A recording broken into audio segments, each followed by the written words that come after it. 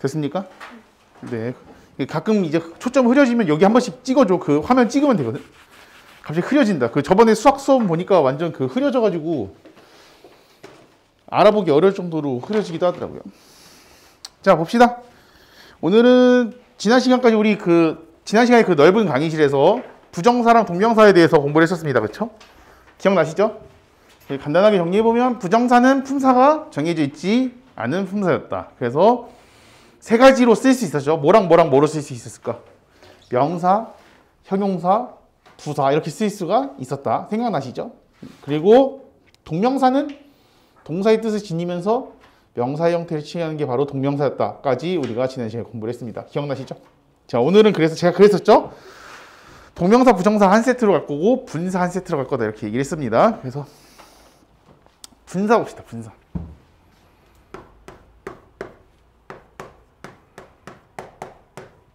잘 잡히나요? 잘 보이죠? 잘 보입니까? 예. 여러분들도 잘 보이시고 저기 화면도 잘 나오고 있죠? 승현아, 그치? 우리 김 감독 잘 부탁드립니다. 제가 최강 여기 성씨가 다 다르네. 최강, 신, 김 저기 이씨까지. 아니 어떻게 성씨가 이렇게 다 다를 수가 있지? 5명이. 학교도 다 다르고 북학요, 북예요, 북예 뒤에 부흥. 학교도 다 다릅니다. 신이 납니다. 저 그냥. 자, 분사 봅시다. 자, 앞에 보고 자, 똑같습니다. 설명 다 듣고 이 설명 들은 다음에 문제 풀어보고 적응하고 정리하는 시간 가지도록 하겠습니다. 자, 여러분들한테 이 분사가 뭐냐? 이렇게 물어봤어. 그러면 뭐라고 얘기해야 될까? 자, 윤서 뭐라고 얘기해야 될까? 그러게요. 자, 민경아 뭐라고 해야 될까? 뭐가 된다고 해야 될까? 자, 소연이 뭐라고 해야 될까? 자, 여러분들한테 이제 누군가가 분사가 뭐야? 라고 물어보면 이렇게 설명해 주면 됩니다. 뭐라고 얘기해 주면 되냐? 동사가 뭐가 되는 거다? 그렇지. 형용사가 되는 거다. 이렇게 얘기해 주시면 됩니다.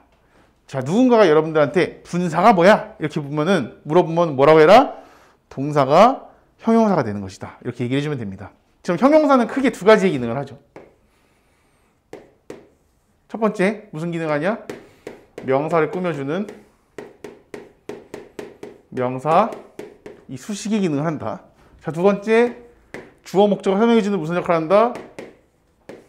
보어의 역할을 한다는 거예요. 이 두 가지의 기능을 한다. 이렇게 생각을 하시면 됩니다. 자, 그래서 이 분사의 종류를 한번 살펴보면요. 분사의 종류는 여러분들 뭐 중학교 때 다 배우지만 크게 두 부류로 나뉩니다. 뭐랑 뭐로 나뉘냐? 현재 분사랑 또 뭐로 나뉘냐? 이 과거 분사로 나뉘게 됩니다. 자, 현재 분사는 어떻게 쓸까? 그냥 ing 폼 이렇게 쓰죠. 과거 분사는 어떻게 쓸까? pp라고 씁니다. 좀 연배 있으신 선생님들이 ed라는 표현을 자주 쓰는데 요거는 약간의 잘못된 표현입니다. 왜냐하면 이 과거분 사용이 무조건 ed형으로 가지 않거든요. 불규칙형으로도 있기 때문에 우리가 pp라고 적습니다. 자, 현재 분사는 가지고 있는 뜻이 내가 직접 하는 능동의 의미와 내가 직접 하고 있습니다라는 하는 중입니다라는 진행의 의미를 강조할 때 씁니다. 과거분사는 되어지는 수동의 의미와 더불어서 계속해서 해오고 있다라고 하는 지속성의 완료의 의미를 가지게 되죠. 근데 보시면 저 능동이나 수동이나 완료나 진행에 쓰일 때 그냥 쓰이지 않습니다. 어떻게 쓰이냐? 같이 쓰이죠. 누구랑? 예를 들어서 진행형 같은 경우에는 비동사랑 같이 쓰입니다. 수동태는 어떨까요? 비동사랑 같이 쓰이죠. 완료 같은 경우는 어떨까? have랑 이렇게 같이 쓰이게 됩니다. 맞습니까? 그래서 이러한 비동사나 have 동사를 우리가 뭐라고 부르냐면 조동사처럼 쓰이는 비동사 혹은 조동사처럼 쓰이는 have 동사 이렇게 얘기를 하죠. 그래서 이렇게 쓰이는 be나 do나 have 같은 애들을 우리는 이제 뭐라고 부르냐면 이렇게 부릅니다. 기능조동사 이렇게 부릅니다. 우리가 일반적으로 이제 조동사 부를 때는 can이나 may나 이런 것들을 조동사라고 하잖아. 맞죠? 근데 이런 것들은 기능 조동사야. 그러니까 조동사 중에 우리가 일반적으로 조동사 생각하면은 얘들이 나오고 그 다음에 뭐가 나와야 돼? 동사의 원형이 이렇게 나와야 되잖아. 맞죠? 근데 그게 아니라 얘들은 기능적으로 조동사의 역할을 할 뿐이야. 자, 그러면 이 두는 언제 나올까? 일반 동사 부정을 할 때나 일반 동사 의문문 만들 때 뭐가 나와? 두가 나오죠. 그래서 여기서 기능 조동사처럼 이렇게 쓰이게 되는 겁니다. 그래서 이제 분사 종류 이렇게 나올 수 있다. 기본적으로 얘들만 나오면 뭐가 되는 거냐면 형용사가 되는 겁니다. 근데 이제 비동사나 해부동사가 나와서 얘들을 동사로 이렇게 만들어주는 역할을 한다 라고 생각을 하시면 됩니다. 요거까지는 이해되세요? 무슨 말인지? 이해되시죠? 소연이 이해됩니까? 무슨 말인지? 자, 좋아요. 자, 그래서 이 분사는 자 보시면 명사 수식 있잖아요. 그쵸? 예를 들어 볼게요. 이렇게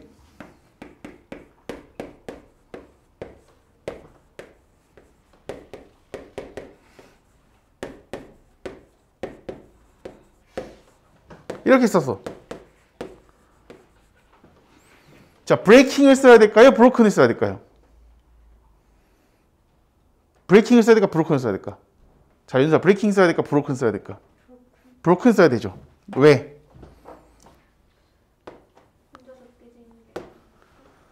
우리가 이 말을 방금 이제 윤서가 이 한 말을 좀 주목할 필요가 있습니다. 이게 무슨 말이냐면 현재 분사냐 과거 분사냐를 결정을 할 때 방금 전에 했던 말에서 뭐가 있었냐면 명사와의 관계에 대한 얘기를 했습니다.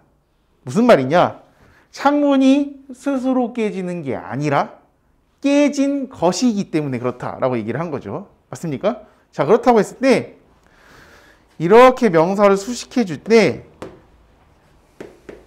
명사와의 능동수동의 관계를 반드시 생각을 해야 된다는 겁니다. 관계.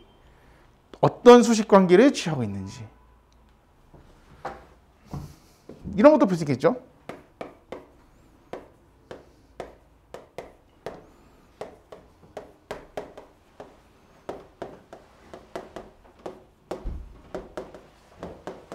이렇게 썼다고 칩시다. 이 아기를 설명해주는 말이었어. 이 아기를 설명해주는 말이야. 그럼 아기는 눈 찔러가지고 눈물 나오는 게 아니잖아, 지금. 지가 울고 있는 거죠. 그럼 크라잉을 써야 될까? 크라이드를 써야 될까? 크라잉을 써야 된다는 거야. 앞에 나 있는 요 베이비를 설명해 주는 거죠. 자, 그러니까 실제적으로 어떻게 생각하시면 되냐? 명사 수식에서의 분사는 뭐로 보시면 되냐? 명사와의 관계에 대해서 생각을 하시면 됩니다. 요거 이해되세요? 무슨 말인지? 이해되세요? 무슨 말인지? 오케이, 좋습니다. 태영이 안 보이면 가운데 앉아도 돼. 네, 뭐 어차피 옆에 아무도 없는데. 자, 그렇게 보시면 되고요. 자, 이제 중등에서 배우는 내용들은 뭐 그런 게 있죠. 뭐 현재 분사, 동명사 구분이 있는데 그것도 한번 살펴봅시다. 동명사 대 현재 분사. 저 첫 번째 얘기하고 싶은 건 이겁니다. He is listening to music. 이렇게 얘기했어. 자, 얘는 무슨 뜻일까? 그는 음악을 듣고 있는 것이다. 아니죠. 듣고 있는 중이다죠. 자, 요때의 listening은 뭐로 쓰이냐? 현재 분사로 쓰입니다.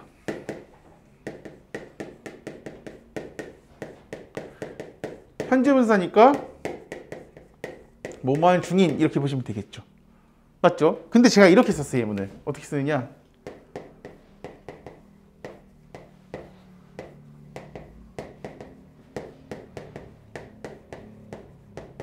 His hobby is listening to music 이렇게 썼어. 그의 취미는 음악을 듣는 중이 아니라 음악을 듣는 것이죠. 맞죠? 이때는 우리가 뭐로 쓰이는 겁니까? 현재 분사가 아니라 뭐로 쓰이는 것이냐? 동명사로 쓰이게 되는 거죠. 그래서 하는 것 이렇게 생각하시면 됩니다. 이거 어렵지 않죠? 그쵸? 자, 그 다음 이런 것도 있습니다. 뭐 우리 동명사 할 때 얘기했던 건데 다시 한번 봐봐.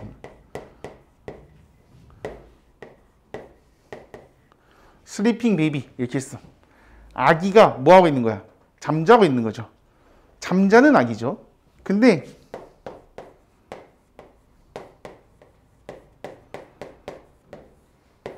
슬리핑 백 이렇게 썼어. 얘는 뭘까요? 잠자는 가방인가? 아니죠. 얘는 뭐냐면요. 잠자기 위한 가방입니다. 그래서 이 동명사가 뭐로 쓰이게 되냐? 목적으로 쓰이게 되는 경우에는 동명사입니다. 다시 잠자고 있는 아기 이렇게 설명해 줄 때는요. 얘는 현재 분사입니다. 잠자고 있는이라는 뜻이죠. 근데 이 밑에 있는 걸 보니까 잠자기 위한 가방이잖아요. 잠잘 때 쓰는 가방. 그래서 얘를 우리는 뭐라고 해석하느냐? 침낭 이렇게 해석합니다. 침낭. 얘는 잠자는 아기 이렇게 얘기하는 거죠. 이게 요거 말고 어슬립이라는 형용사가 있어요. 잠이 든 이런 뜻이죠. 얘는 서술 형용사입니다. 잠깐만 옆길로 세볼게요. 여기 썼다가 그냥 어차피 그냥 바로 지을 거니까. 자, 우리가 형용사가 저기 왼쪽 위에 보시면 나오지만 첫 번째는 명사를 꾸며주는 수식이 나오고 두 번째는 보어로 나오게 되잖아요. 그쵸? 근데 우리가 형용사 할 때 배웠어. 얘를 우리는 한정이라고 배우고요. 얘를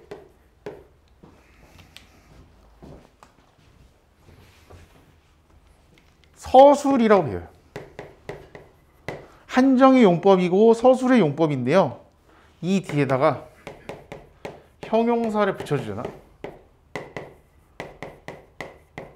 이렇게 되면 이 용법으로밖에 쓰일 수가 없는 거예요. 한정 형용사의 대표적인 예 하나만 들어볼게요. only. 여러분, only가 부사로 쓰인 적 있어요? 아니, 여기 다시. only가 보어로 쓰인 적 있습니까? 없죠. 그냥 only thing, only one 이렇게만 쓰이죠. 얘는 명사 수식으로 밖에 못 쓰이는 거야. 이해되세요? 보어. 대표적인 거. 서술 형용사 쓰인 거 대표적인 거. alone. 이거 명사 꾸며주는 거를 보신 적 있으세요? 없죠. afraid. 이런 거. alive. asleep. 이런 애들은 명사를 직접 꾸며주지는 못해. 대신에 무슨 역할을 한다? 보어의 역할을 하게 된다는 거죠. 이해되시나요? 여기서 나오는 슬리핑은 분사야. 분사라서 형용사거든요. 형용사라서 명사를 꾸며주는 역할을 해. 근데 여기서 만약에 슬리핑이 아니라 어슬립을 쓰게 되는 순간 명사를 직접적으로 꾸며줄 수는 없다는 거죠. 요거 이해되시나요? 그러니까 쓰임새를 좀 조심해야 된다라고 제가 말씀을 드리는 겁니다. 자, 그 다음 이제 분사하면은 이런 거 저런 거 얘기를 좀 많이 하게 되는데 그 중에 이제 하나 얘기하는 게 이런 겁니다.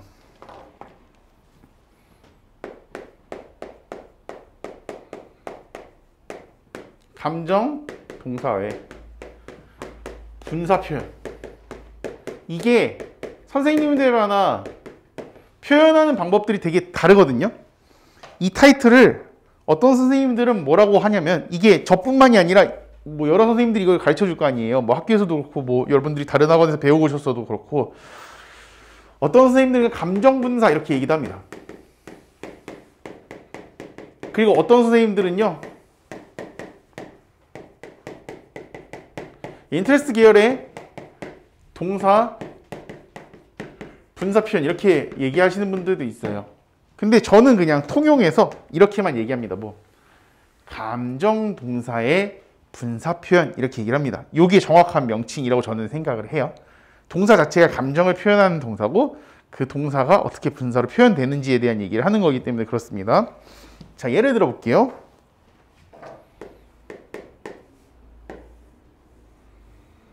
옛날에는 영화관을 했거든. 근데 생각해보니까 여러분들 이제 영화관을 잘 안 가잖아.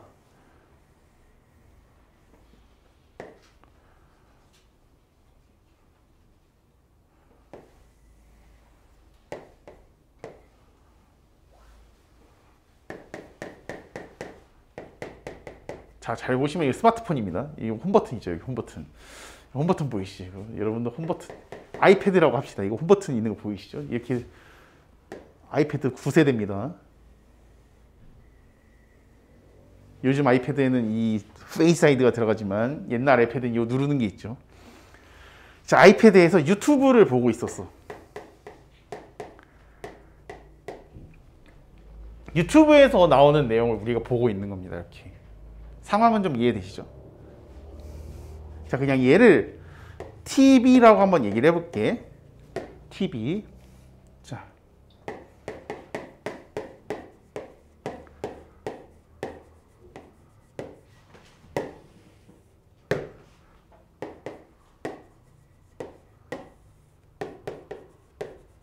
이렇게 쓴다고 해봅시다. 동사는 뭘 쓸 거냐면요. 동사는 interest라는 동사를 쓸 겁니다. 자, 우리가 일반적으로 사람 사물을 이렇게 얘기할 게 사람은 하는 거고 사물은 당하는 거잖아요. 근데 감정의 영역에서는 지금 요게 재밌을 거 아니야. 유튜브로 뭘 보고 있었어. 여러분들이 뭐 좋아하는 것들 보겠죠. 뭐 게임 공략 같은 걸 볼 수도 있고, 뭐 공연, 동영상 같은 걸 볼 수도 있고, 뭐 여러 가지 볼 거 아니야.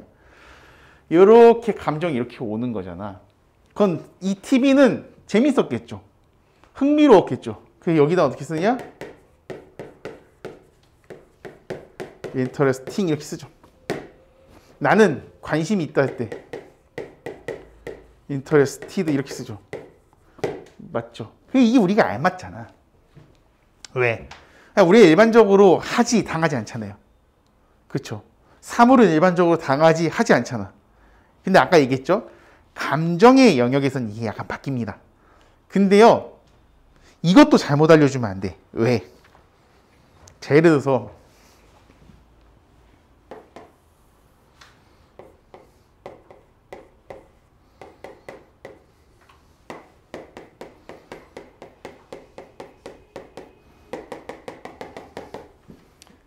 노래하는 사람이 앞에 관중들을 향해서 노래를 하고 있어. 뭐 뮤지컬 같은 거라고 가정을 해봅시다.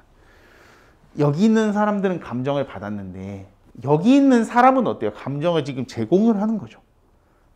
맞죠? 뭐 감동이 될 수도 있고 슬픔이 될 수도 있고 그렇지 않습니까? 이런 경우도 있기 때문에요. 사람은 감정을 무조건 받는다. 사물은 감정을 제공한다. 이렇게만 접근하면 안 된다는 거예요. 근데 옛날에 문법 가르친, 그러니까 제가 자꾸 옛날이라고 하는 거 보면 왜 그러냐면 예전에 2008년, 2009년 이때는 그냥 사람, 사물 이렇게 얘기를 했다고요. 근데 이제는 좀 기준이 바뀌어야 돼. 사람이라고 해서 무조건 감정을 받기만 한 게 아니라 감정을 제공할 수도 있는 거거든요. 뭐 진짜 나중에 AI가 발달해가지고 사물이 감정을 받는 날도 오지 않겠습니까? 그러면은 이렇게 해야죠. 전 이렇게 합니다. 그래서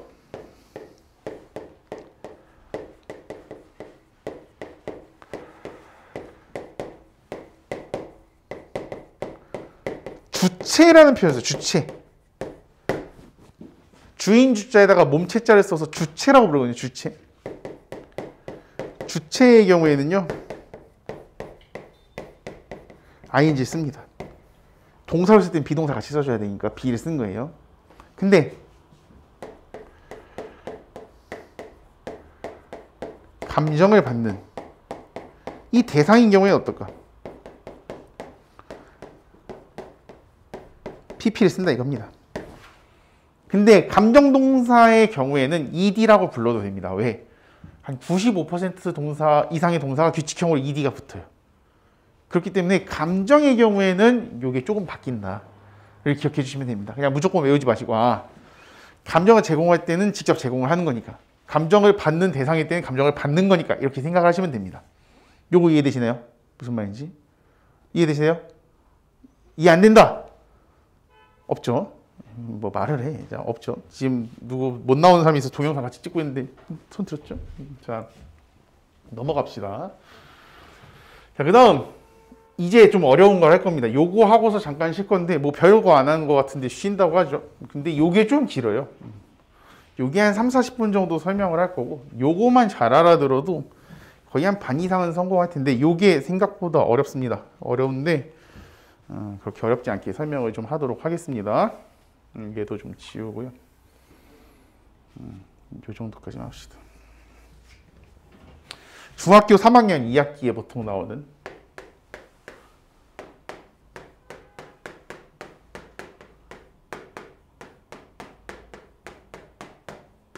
분사구문 만드는 법입니다. 이게 조금 까탈스러워요. 근데 되게 쉬워. 자, 놀랍게도 저는 오늘도 손에 아무것도 든 게 없죠? 근데 혼자서 슥슥슥슥 쓰고 있죠? 그러니까 여러분들도 쉽게 정리할 수 있다 이 말입니다. 이해되시나요?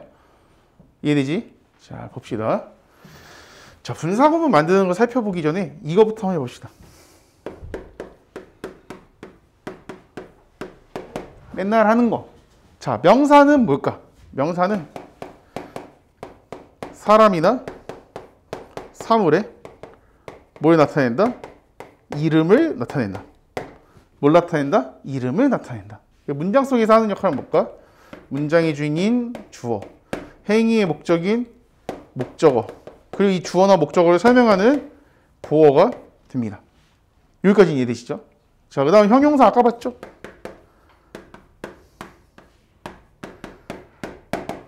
형용사는 명사를 꾸며주는 명사 수식의 기능을 가집니다. 그래서 주어나 목적어는 안 되지만 뭐가 된다? 보어의 역할을 할 수가 있습니다. 자, 부사를 한번 살펴볼까요? 부사. 부사는 다양한 의미를 설명해 줍니다. 동사를 꾸며주기도 하고요. 형용사를 설명해 주기도 하고, 같은 부사를 설명해 주기도 하고, 문장을 꾸며주기도 합니다. 근데 얘가 보니까 안 꾸며주는 게 있는데 뭘 안 꾸며주냐? 명사 수식을 안 하죠. 명사 수식을 안 하니까 뭐가 안 될까? 보어가 안 되고, 보어가 안 되니까 문장의 구성 성분은 안 된다라고 얘기를 합니다. 자, 분사구문을 만드는 법에 대해서 얘기할 건데요. 분사구문에서의 분사는 부사입니다. 이상하죠? 여기서 분사는 우리가 방금 전에 뭐라고 배웠는데? 형용사라고 배웠는데, 그쵸? 근데 갑자기 여기 와서 뭐래? 부사래. 뭔 소리인지 한번 살펴봅시다. 왜 또 이상한 소리를 하는지. 자, 첫 번째. 제가 그냥 쭉 적어볼게요. 첫 번째 보면 이렇게 나왔어요. 접속사를 뭐라고 한다? 생략한다. 접속사를 생략한다. 단 의미를 강조할 때는 생략을 하지 않는다. 의미를 강조할 때는 생략을 하진 않습니다. 자, 그 다음 두 번째.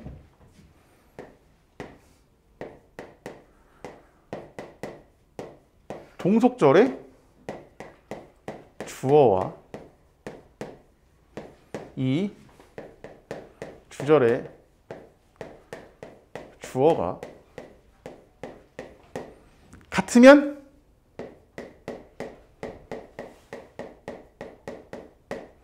생략을 합니다. 근데 이 종속절의 주어와 주절의 주어가 다르면 생략하지 않고 어떻게 해주냐? 기록합니다. 기록. 자, 생략 X보다는 기록이란 말이 좀 있어 보니까 기록이라고 씁시다. 기록. 세 번째.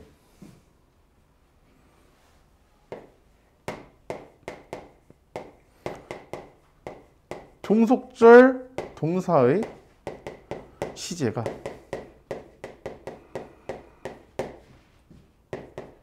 주절 동사 시제와 같으면 어떻게 될까? 같으면 그냥 ing 이렇게 쓰죠. 근데 종속절 동사의 시제가 주절 동사의 시제보다 앞서면 어떻게 쓰느냐? 뭐야? 그저 이상하게 써주냐? 앞서면 having pp 이렇게 씁니다. 단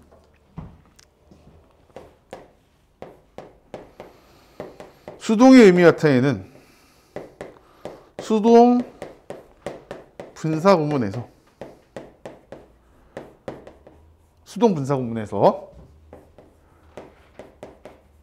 being이나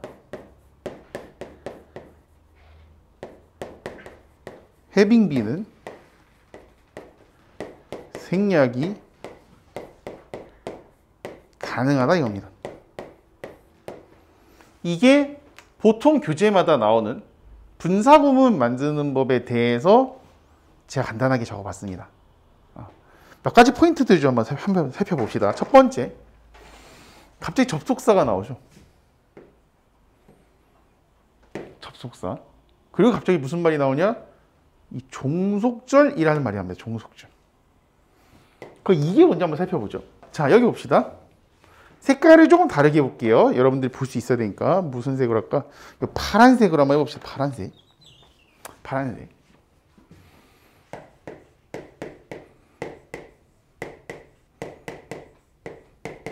자, 잘 보입니까? 보이세요? 잘 안 보입니까? 오케이. 자, 저 D가 잘 안 보인다니까. 보라색으로 한번 해보죠. 보라색. 보라.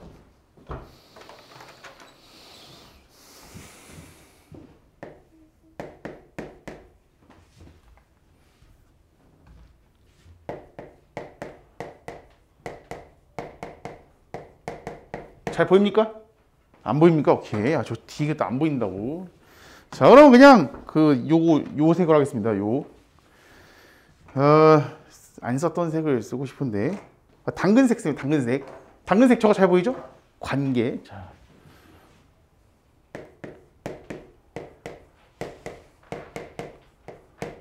잘 보입니까? 예, 그렇답니다. 자, 접속사는요, 크게 두 가지의 종류로 나뉘게 됩니다. 뭐랑 뭐로 나뉘냐? 같은 위치인 등이 접속사와 종으로 속하는 종속 접속사로 나뉘게 됩니다. 여기 종속절 나오죠? 이 종속절에서 문장을 이끌고 명사가 되는 애랑 부사가 되는 애가 있습니다. 자, 그럼 생각을 좀 해봅시다.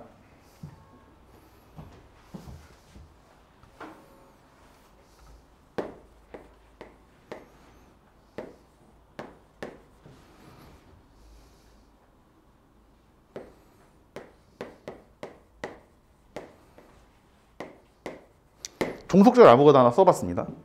When you go to museum, 너가 박물관에 갈 때 이렇게 그냥 얘기를 해봤어요. 그냥 아무거나 적은 겁니다. 생각나는 거. 자, 보시면 분사구문 만드는 법을 한번 봐봅시다. 좀 이상해요. 뭐가 이상하냐? 저게 지금 문법을 다 부시고 있는 거거든요. 가만히 생각해 봅시다. 접속사도 없어졌대. 주어도 없어졌대. 생략도 있잖아. 그렇죠? 동사가 ing나 having pp가 됐대. 자, 우리가 지난 시간에 얘기할 때요, 그냥 여기다 적겠습니다. 맨 처음에 시작할 때 준동사라는 얘기를 했었죠. 그쵸? 준동사가 3개로 나뉜다고 했어. 뭐랑 뭐로 나뉜다고 했을까? 부정사, 동명사, 분사로 나뉜다고 했죠. 얘들은 뭐가 아니라고 했어? 동사가 될 수 없다고 했었죠. 얘는 명사, 형용사, 부사. 얘는 명사. 얘는 형용사의 분사구문에서만 부사죠. 명사, 동사가 안 된다는 거예요. 자, 그럼 가만히 한번 살펴봅시다. 우리가 이 분사구문 만드는 법을 생각을 하면서요, 사실은 그냥 외우는 경우가 많아요. 중학교 3학년 때 보통 이 서술형 쓰는 거 연습을 하면서 분사구문 바꾸거나 환원하는 이런 것들을 많이 얘기한다고요. 보시면 접속사도 없고 주어도 없고 동사도 없어요. 그 문법상으로 남아있는 게 하나도 없어. 뭐만 있어? 분사만 있어.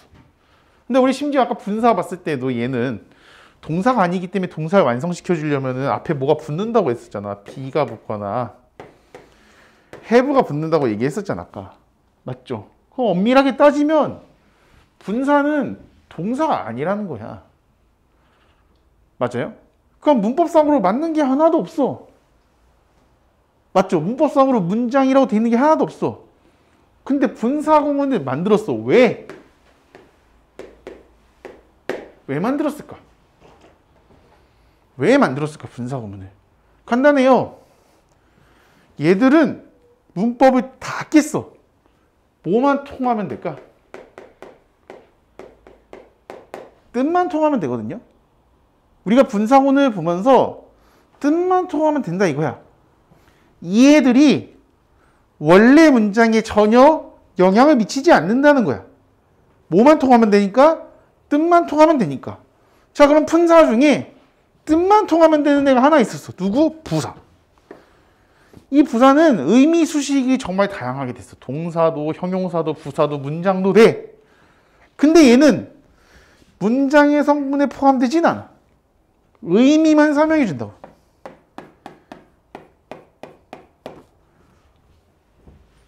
얘들을 가만히 보고 있으면요.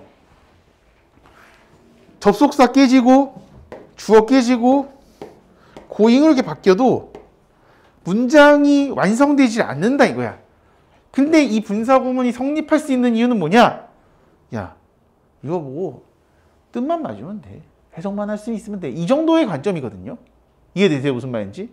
그래서 이 분사구문은 여기 나와 있는 요 부사절 접속사로 있는 문장을 가지고 만드는 겁니다. 종속절 중에. 그래서 여러분들이 교재 봤을 때 분사구문의 의미 보시면요.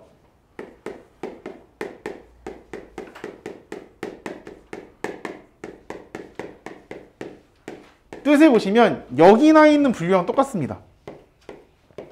자, 우리 부사절 접속사 보면은 의미가 뭐 나오냐? 시간, 이유, 조건, 양보 이렇게 나오거든요. 이렇게 나와요. 자, 여러분들 교재 65페이지 한번 봐보세요. 시간, 이유, 조건, 양보 밑에 똑같이 나오죠. 그러니까 분사구문의 의미를 따로 외우실 필요가 없는 게 이미 여기서 출발했기 때문에 여기서 파생된 애들이 결국 분사구문이 됐기 때문에 이 의미가 그대로 오는 거예요. 여기에 플러스 뭐가 오냐? 동시동작이 오는 거예요. 뭐뭐 하면서 이게 같이 올 뿐이라고요. 그러니까 여러분들이 분사구문 외울 때 가장 힘들어하는 게 뭐냐면 따로 외우려고 그래. 학원에서 공식 시험을 봐. 분사구문 외우는 법 써봐라. 뭐 접속사 생략한다. 뭐 이렇게 한다. 이렇게. 이게 외운다고 외워지는 게 아니에요. 외우지 말고 이해를 하면 됩니다. 이해. 자, 이거 순서 뭐냐면요. 이 순서예요. 접속사, 주어, 동사잖아요. 접속사, 주어, 동사. 이렇게 생각하시면 돼요. 자, 그러면 이제 교재 응용이라고 나와 있는 건데 별로 어렵지 않게 설명하겠습니다.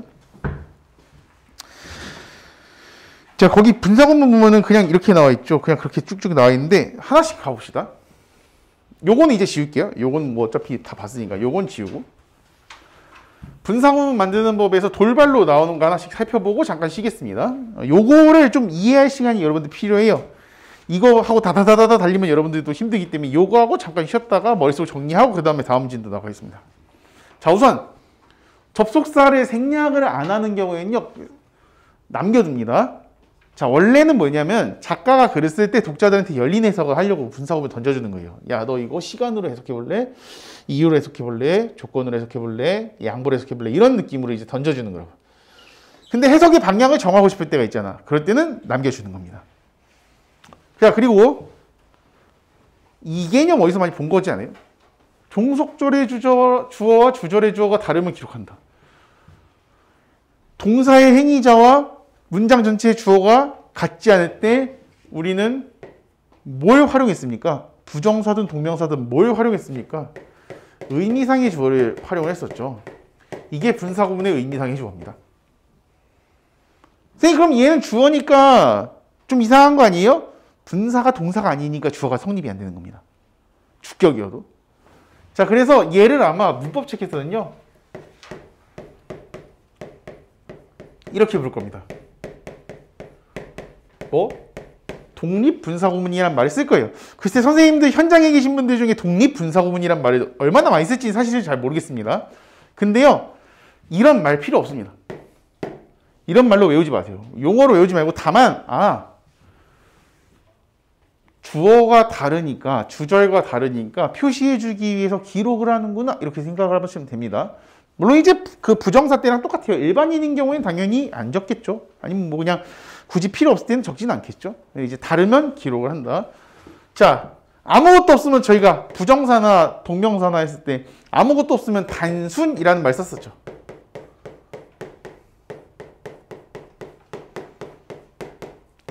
자, 하나 앞서면 제가 뭐라고 했었어요? 준동사에 have pp 들어가면 뭐라고 했었어? 완료라고 얘기했었죠. 우리 지난 시간에 완료 부정사, 완료 동명사 같은 거 배웠었죠. 그래서 얘도 뭐라고 부르냐? 완료 분사 구문이라고 부릅니다. 그 여러분들 그 중3 때 이런 거 배우거든요. 한 번씩. 뭐 배우냐?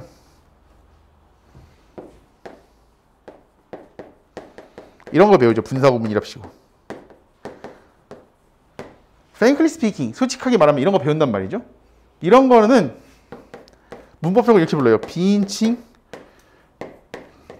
독립분사구문 이렇게 나오거든요. 문법을 했을 때는. 자, 이거 외우지 마시고 이거 수거입니다. 수거. 단어 외우듯이 수거로 외우시면 돼요. 이게 나중에 여기도 나오나? 여기서는 당연히 안 나오네요. 고등에서는 확실히 그냥 안, 고등에서는 얘들을 그냥 분사 취급해버리는 거고 그냥 수거 취급해버리는 거고, 얘들 중학교 때 비인칭 독립분사구문 이렇게 나오고 고급 영문법에서 비인칭 독립분사구문 이렇게 얘기를 해요. 외우지 마세요. 그냥 수거, frankly speaking 하면은 솔직히 말하면 이렇게 그냥 얘기하시면 됩니다. 왜냐면 자, 저는 그렇게 생각해요. 이게 개인의 의견이니까, 사견이니까 뭐 이게 답은 아닙니다. 근데 제가 이 강의를 한 지 좀 젊어 보이지만 그래도 한 10년 이상이 되고 고3을 맡은 지도 좀 돼서 보면은, 고등부에서 보면요, 이런 게 그닥 필요가 없어요. 자, 문법은요, 기본적으로 여러분 이제 어떻게 생각하시면 되냐면요, 문법이 어법이 된단 말이죠. 문법이 어법이 되면서 얘는 이제 뭐가 되냐면요, 해석의 도구. 다시 말하면은 저는 이렇게 생각해요. 설계도면. 집을 지을 때 벽돌이 많아. 근데 설계도면이 좀 허접해. 그럼 집을 짓긴 하는데 집을 좀 오래 짓겠죠. 근데 집이 좀 엉성하겠지. 왜? 설계도면 자체가 좀 온전하진 않으니까. 맞아요? 근데 벽돌이 조금 부족해. 좀 빳빳해. 근데 아니 좀 빡빡해. 벽돌이 개수가. 근데 설계도면이 정확해. 딱 설계도면 보면 집을 어떻게 지을지 알 수 있어. 그러면 벽돌이 조금 부족해도 어때요? 설계도면 때문에 집을 빨리 지을 수 있는 거야. 그쵸? 거기서 이제 벽돌을 그때그때 실어 날려면 그만큼 집을 더 온전하게 지을 수가 있겠죠. 가장 학생들이 많이 하는 착각이 뭐냐면요, 제일 요거만 얘기하고 잠깐 칠 텐데, 요건 어차피 나중에 정리하시면 되니까, 아니 안 지울게요. 지우려고 했는데, 예전에 과외했던 친구 중에, 저도 이제 과외를 좀 해봤는데, 예전에 과외했던 친구 중에 누가 있었냐면, 여기 친구는 아니고 부천에 원미고라는 데가 있어요. 원미고의 전교 회장이었던 애를 제가 과외를 한 적이 있어요. 저희 과 후배여서. 이것도 본의 아니게 썰이 있는데, 후배의 사촌 동생이었어. 저희 과 후배 사촌 동생이라서 걔가 이제 사교육 쪽에 있는 선생님을 과외를 좀 해주시기 원했던 거야. 근데 그때 학원에서 되게 양해를 잘 해주셔가지고 어차피 수업이 없을 테니까 과외 하려면 해라 이렇게 얘기해 주셔서 과외를 한 적이 있었어요. 걔가 어떤 애였냐면요, 문과인데 수학이 100이야. 모의고사가. 문과인데 문과 수학이 100이야. 이런 경우 별로 없거든요. 문과인데 수학이 100인 경우가 별로 없어. 근데 영어가 1학년 때 괜찮았는데 2학년 때 올라가면서 얘가 69점을 받은 거야. 그래서 이 집에서 연락이 왔어. 과외를 해줬으면 좋겠다. 저 과외가, 저는 학원에서 되게 인자하잖아요. 과외할 때 진짜 빡세요. 나 과외할 때 방학 때 책 일주일에 한 권씩 풀어요. 일주일에 그 250제, 300제 이런 거 있죠. 그거 일주일에 한 권씩 풀어. 한 권씩 풀고 하루에 40문제씩, 50문제씩 풀고 채점하고 점검하고 인증샷 보내고, 안 그러면은 나 수업 안 하거든. 근데 그 친구가 어떤 친구였냐면, 뭐 여러분들 독해 같은 거 풀면은 이렇게 지문이 나오잖아요. 일반적으로. 그렇죠? 여기 있는 여기서부터 여기까지 모든 지문에 있는 단어를 다 알아야 지문을 풀 수 있다고 생각하는 애였어. 그러니까 그 틀을 못 깨는 거야. 그래서 저랑 처음 만났을 때 69로 시작을 했어요. 69. 방학 때 아까 뭐라고 했지? 일주일에 책 한 권씩 했죠. 그래서 한 3권 정도 풀었어. 3주 만에. 그리고 과외할 때도 과외를 한 2시간, 일주일에 한 번이니까 2시간, 3시간 있었는데 일부러 카페에서 했어요. 카페 중에서 애기들 많이 떠드는데 어른들이 술 마시면 2차를 안 가고 거기 가서 팥빙수를 먹는데 제가 그런 데 카페를 골랐어요. 그래서 거기서 공부를 시켰어. 과외하는 동안. 왜? 이 친구에게는 그만큼 집중력이 필요했거든요. 그래서 그 옆에서 떠들고 그러는 와중에 과외하는 걸 보고 우리 팀을 보고 몇 팀이 하기 시작했어. 거기에서 과외를. 근데 얼마나 친했냐면 거기 사장님이 과외 끝날 때 피자를 사줬어. 우리. 매주 가니까. 그 정도로 되게 친했었단 말이야. 근데 이 친구가 처음에 이제 이 숙제를 할 때는 막 혼자 죽어나는 거야. 왜 하는지 모르겠다. 얘도 고집이 엄청 세. 자기 봐봐. 수학 100이야. 얼마나 고집 세겠어. 그래서 나한테 계속 이거 왜 해야 돼요? 막 이랬던 거야. 근데 아까 일주일에 3권 풀었다고 했잖아요. 그 중에 한 권이 그 친구 이제 1학기 때 만났는데 그 중에 한 권이 2학기 때 학교 부교재로 나온 거야. 한 권 다 풀었는데 내신 대비가 그렇게 편할 수가 없대. 자기는 이미 한 권 다 돌았거든. 문제 풀면서. 그러고 나서 이 친구랑 헤어질 때 이 친구는 몇 점이 됐을까요? 1년 만에. 몇 점이 됐을 것 같아요? 이 친구가 헤어질 때 89가 됐습니다. 내신 말고 모의고사가. 수능 모의고사가 89가 돼서 나갔어요. 고3 때는 혼자 해보겠다고 해서 그래 알겠다 하고서 보내줬거든요. 근데 이 친구도 그 압박이 있었던 친구야. 나는 무조건 단어를 많이 알아야 돼. 나는 여기 있는 거 온전히 다 알면 못 푸는 거야. 이렇게 얘기했거든요. 근데 제가 푸는 기술 좀 알려주고 단어를 다 몰라도 모의고사 문제를 풀 수 있게 된 거예요.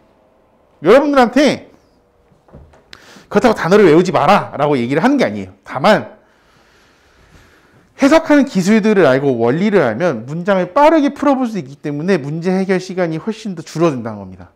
그래서 여러분들이 이제 문법을 익히실 때 여기다 적었죠?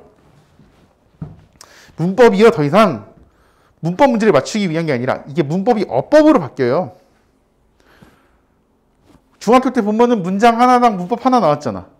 근데 고등학교 가면은 문장 하나에 문법이 한 3-4개씩 나와. 그런 걸 이제 어법이라고 부르는 거예요. 이 어법에 적용시킨 거야. 어법은 문법에다가 플러스해서 해석도 해야 돼. 특히 이 어법으로 가장 많이 등장하는 게 대명사죠. 대명사. 뭘 가리키느냐에 따라서 의미가 달라지거든. 그래서 얘들은요 이제 해석의 도구가 돼야 돼요. 저는 이거 설명하는 거 중1한테도 이렇게 설명합니다. 중1도 똑같이 설명하고요. 여러분들 고2니까 고1도 똑같이 설명하고요. 고3도 이렇게 설명합니다. 원칙은 같습니다. 다만 어떻게 적용할 것이냐, 어떻게 적용할 것이냐에 따라서 달라지게 되는 거죠. 그러니까 여러분들 쉽게 배우세요. 쉽게 배우시고 문장 해석하다가 아 맞다 이거 그런 거였었는데 아 맞다 그거 저거였었는데 생각나면 그거 가지고 문장 뜯어보시면 되는 겁니다. 분사구문의 의미가 아까 얘기했던 접속사의 의미랑 같다는 거 이렇게 알아두면 우리가 어때요? 따로 외울 필요 없네. 출신이 부사절 접속사니까 그 의미 그대로 가져오면 되네. 요거 이해하는 게 분사구문의 의미 해석 테스트 의미의 분사구문의 의미 가지고서 뜻 테스트 보는 것보다 훨씬 더 쉽다고요. 근데 그거 모르고 선생님들이 대부분 어떻게 하냐면 자 분사구문의 의미 얘기해봐. 그러면 애들이 얘기를 못해. 왜? 또 외워야 된다고 생각하거든. 야 근데 부사절 접속사는 어떤 의미 있었어? 뭐 시간, 이유, 조건, 양보 뭐 그렇게 있었는데 똑같아 그거랑. 왜? 여기서부터 나왔거든. 이거를 설명해 줄 수 있느냐 없느냐가 사실 굉장히 중요하다고요. 이거를 여러분들이 받아들이냐 못 받아들이냐가 사실 굉장히 중요하다고요. 근데 이거를 마치 대단한 것처럼 막 설명하고 어렵게 설명하고 하는 게 절대 좋은 게 아닙니다. 문법은 쉬워야 돼요. 쉽게 배워서 어렵게 적용하는 게 중요합니다. 무슨 말인지 알겠죠? 자, 우리 잠깐 쉬도록 하겠습니다. 좀 눌러주시죠. 화장실 갔다 오고 싶으면 화장실 갔다